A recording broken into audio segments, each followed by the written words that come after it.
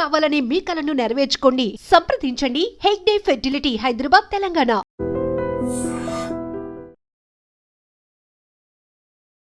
Sir, ఈ మధ్యకాలంలో మనం పిల్లల్ని చూస్తున్నాం, వాళ్ళని అసలు కంట్రోల్ చేయడం పెద్ద సమస్య అయిపోయింది. ఫోన్లు పట్టుకుంటే పొద్దున్న లేస్తే ఫోన్లు, తినిపించడానికి ఫోన్లు, అల్లరి చేయకుండా ఉండడానికి ఫోన్లు, ఇవన్నిటితో చిన్నప్పుడే వాళ్ళకి కళ్ళద్దాలు వచ్చేయడము, రేడియేషన్ ఎఫెక్ట్ అవ్వడము, కొన్నిసార్లు సరిగ్గా ఫుడ్ తినరు.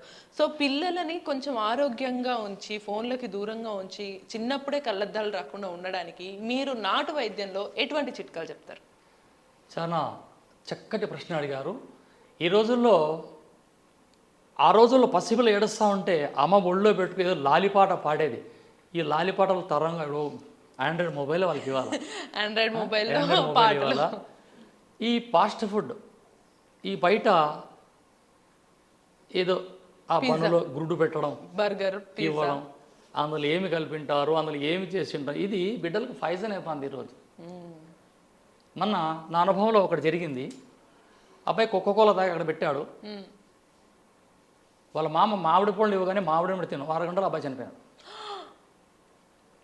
మామిడి పండు తిన్న తర్వాత కోకోకోలా తాగకూడదు, కోకోకోలా తాగిన తర్వాత మామిడి పండు తినకూడదు.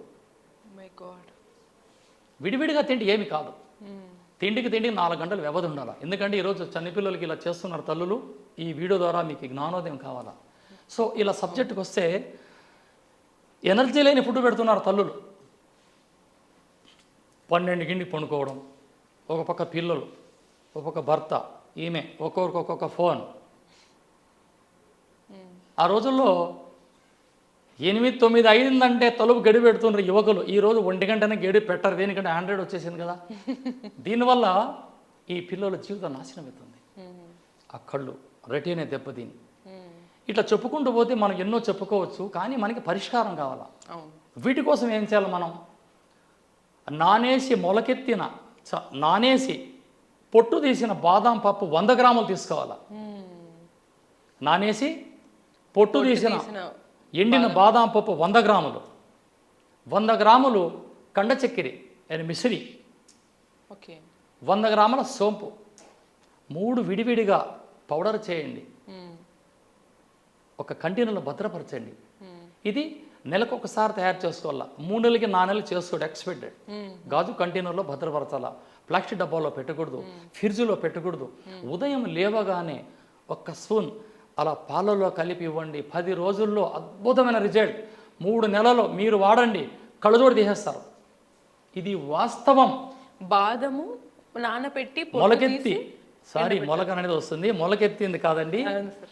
నానేసిన బాదం 100 గ్రాములు, ఎండిన తర్వాత 100 గ్రాములు బాదం, 100 గ్రాములు సోంపు, 100 గ్రాములు సోంపు, 100 గ్రాములు నేరుగా కండ చక్కెర 100 గ్రాములు, 3 విడివిడిగా పౌడర్ చేసి ఒక డబ్బాలో భద్రపరచండి. ఆ 3టిని మళ్ళీ పొద్దున్నే పాలలో, గోరువెచ్చని పాలల్లో కలిపేసుకొని అందరూ తాగండి.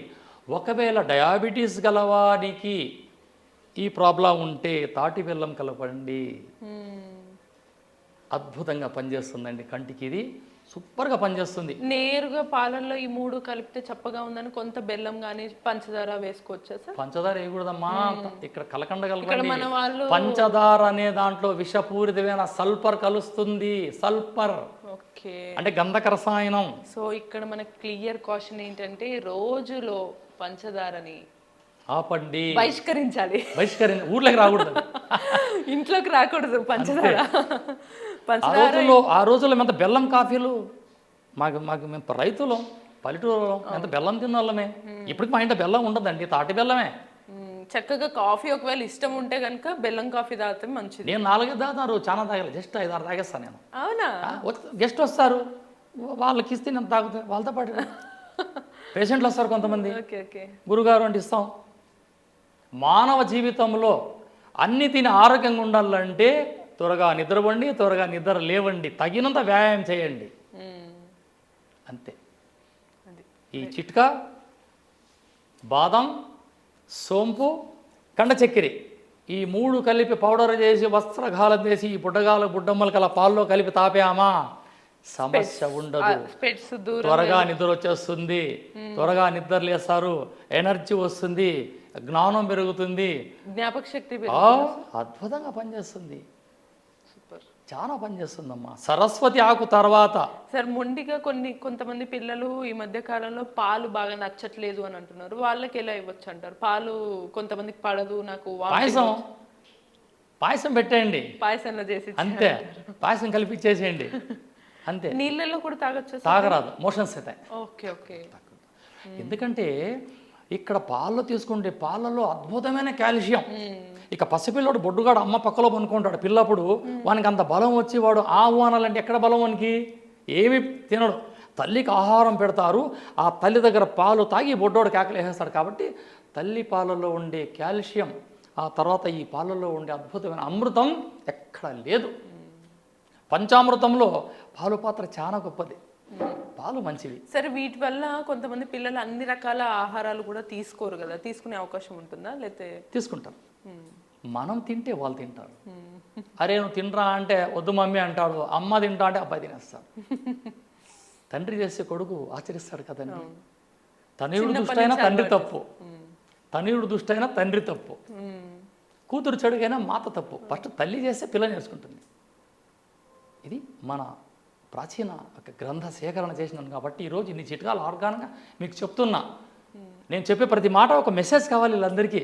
అద్దాలు పెట్టుకొని దారి సరి కనపడక, అది రాయడం సరిగా రాక ఎంతోమంది సతమతమవుతుంటారు.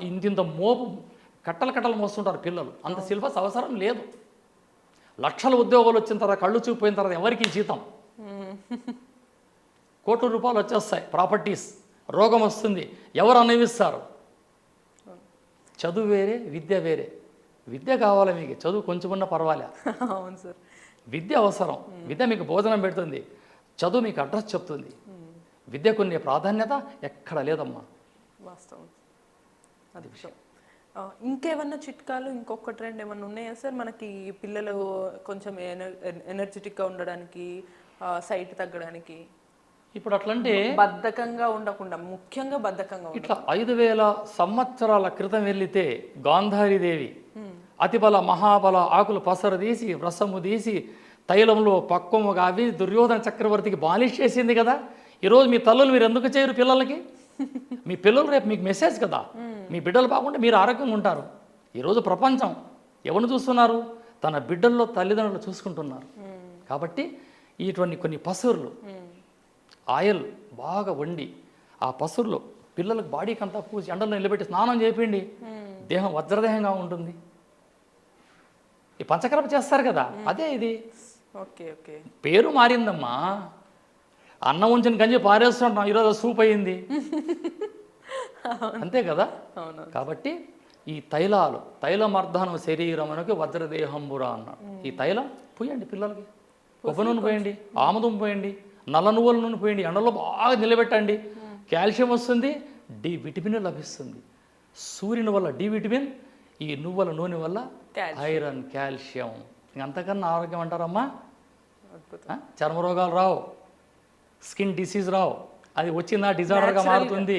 కాల్షియం బాడీలో ఉంటుంది, ఆర్గానంగా ఉంటారు, గాంభీర్యంగా మాట్లాడతారు, చురుగ్గా ఉంటారు. ఇవన్నీ చేయాలంటే తల్లిదండ్రులు శృతిలో ఉండాలా. వాళ్ళు కరెక్ట్ ఉంటే పిల్లలు కరెక్ట్ ఉంటారు.